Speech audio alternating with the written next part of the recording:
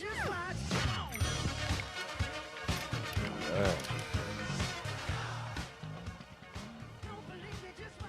back on the Morning Brew with Friends. This is Bob Pearl, who I think a lot of us know as a state representative and a Nice to see you, Dan. congressional candidate. Good to see you. And this is cool. You have a brand new thing that you are doing that is trying to basically expand the voting abilities of people in some ways, right?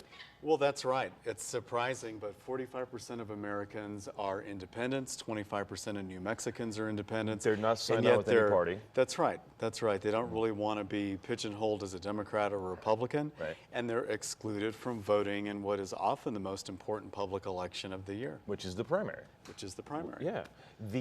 So what are you trying to do to help those people get into this? Sure. Well, we've set up a nonprofit called New Mexico Open Primaries. And this is a new thing. It is a new thing. We formed it in May. We have a board of directors raising money, website nmopenprimaries.org, presence on Facebook and Twitter. What we're trying to do is educate the public and our elected officials that you shouldn't have to join a party to vote.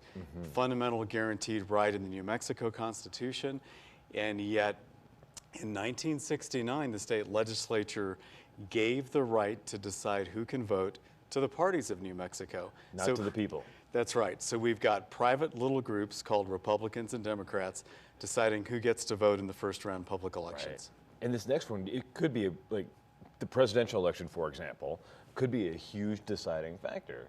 Well, it could. And look at what's happening. You've got far left candidates and far right candidates being very successful.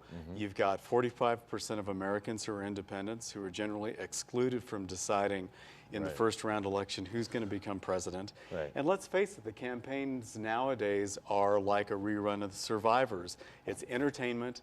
It's not so much thoughtful public policy. Right. And if you look at the gridlock in Washington, and the gridlock in Santa Fe during our last legislative session, Right. it really drives home that this hyperpartisanship and gridlock, that the main problems are at the feet of the parties. I see this as a huge fight because the parties are not going to like this. And they're the ones that they're the lawmakers. They're the ones that control the House and the Senate, right?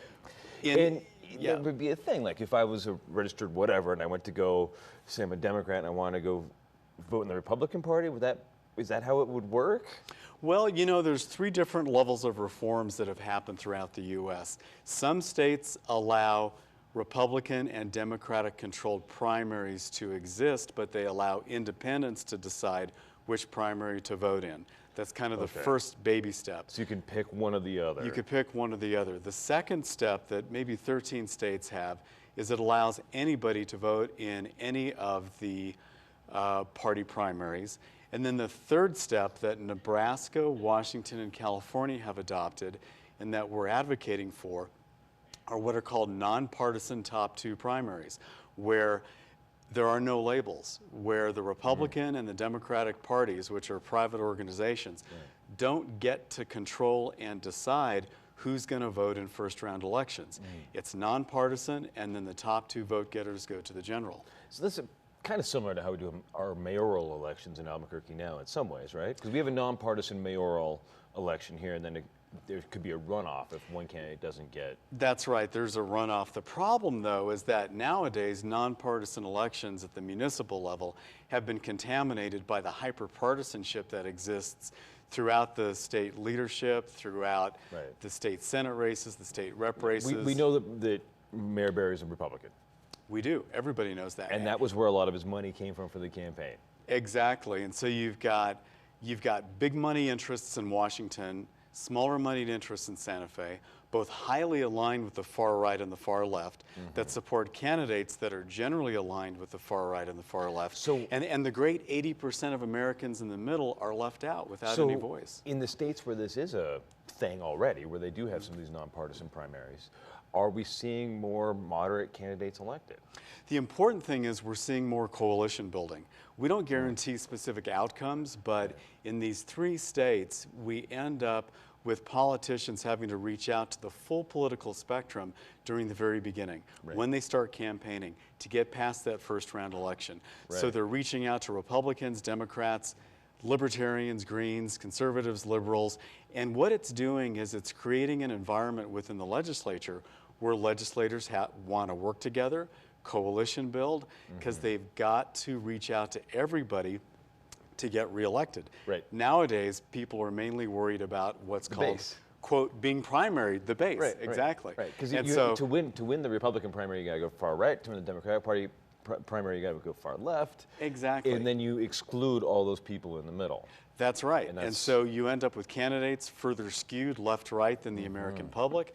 You end up with decision-making and policy that's more skewed left-right.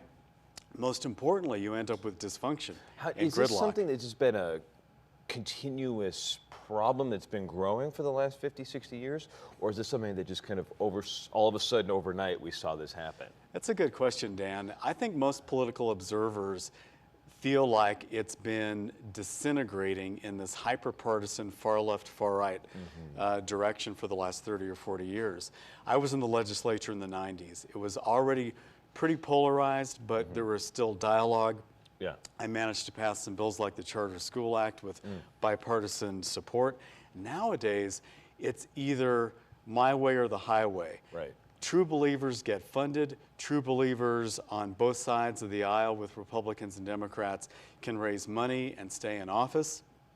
But in the end, they're really more concerned, both parties are really more concerned about either winning and supporting legislation that supports their core beliefs and their base, as you put it. Or fighting the legislation that doesn't. Exactly, or fighting it to the death and making it a political issue next time, rather than finding common ground. And that's really how our republic is supposed to work. So if someone wants to find out more, how can we find you guys?